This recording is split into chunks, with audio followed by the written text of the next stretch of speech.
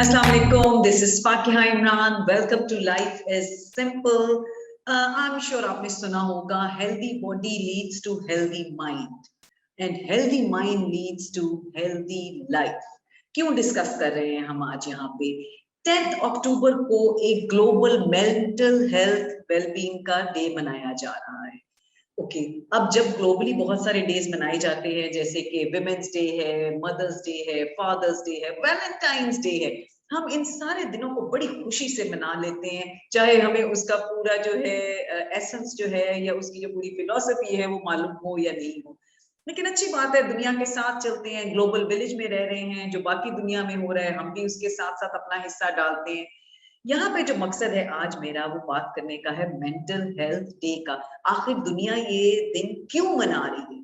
उसकी वजह ये है कि अगर आप देखें, बहुत दफा हमें अपनी जो फिजिकल हेल्थ है उसका तो पता चल जाता है. अगर सर में दर्द है या पेट में दर्द है या आंख में या कान में कुछ हो गया है, थोड़ी सी भी प्रॉब्लम होती है तो हम भाग के डॉक्टर के पास चले जाते हैं और उसका इलाज भी करवाते हैं और उसकी दवाई भी लेते हैं और आगे चलते हैं उसके साथ.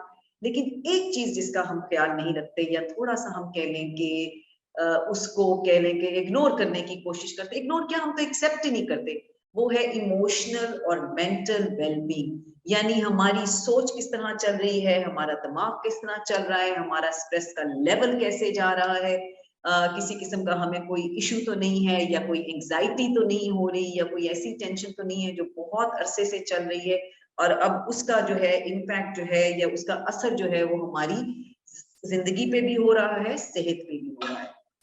मेंटल हेल्थ एक बहुत इंपॉर्टेंट एरिया है जो कि बहुत लंबे अरसे तक इग्नोर किया गया है. हमारे यहाँ स्पेशली पाकिस्तान में इसको अभी भी टैबू कंसिडर किया जाता है कि अगर कहें कि जी किसी किस्म का कोई टेंशन है या कोई थेरेपिस्ट को देखना है तो हम कहते हैं वो ये तो बंदा बिल्कुल ही नफ्सियाती मरीज बन के रह गया है. नफ्सियाती मरीज की बात नहीं है. जैसे फिजिकल अगर आप कभी थोड़ी चीज हेल्दी भी होती है, कभी हम थोड़ा बीमार भी हो जाते हैं, इसी तरह अगर किसी थेरेपिस्ट की या किसी काउंसलर की जरूरत है या किसी साइकोलॉजिस्ट की जरूरत है क्योंकि किसी टेंशन में है या किसी मसले से गुजरे हैं या कोई ऐसा हादसा फैमिली में हो गया है.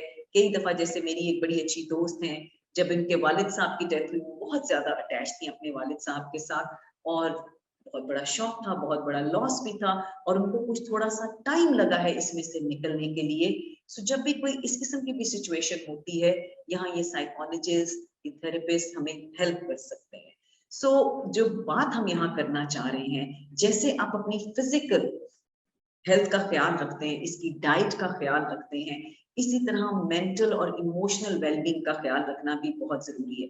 अगर हर रोज मूड खराब है, अगर चिड़चिड़ापन बहुत ज्यादा आ गया है या कोई छोटी सी भी बात जो है वो जाके फौरन दिल को और दिमाग को लगता है और लगता है कि जिंदगी खत्म हो गई है, तो आई थिंक इसमें कोई हर्ज नहीं है कि हम थोड़ी देर के लिए इसको एक्सेप्ट कर ले कि शायद कोई ऐसा इशू है जिसके ऊपर मुझे बात करने की जरूरत है.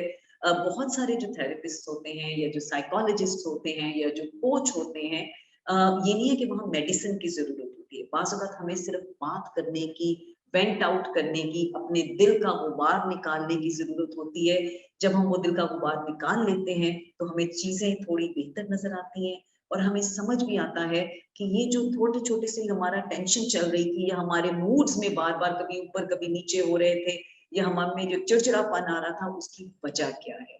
सो जितना हम अपनी फिजिकल हेल्थ का ख्याल रख रहे हैं उतना ही हमें अपनी मेंटल और इमोशनल हेल्थ का भी ख्याल रखना चाहिए. अगर हम नहीं रखेंगे तो कौन रखेगा? Thank you.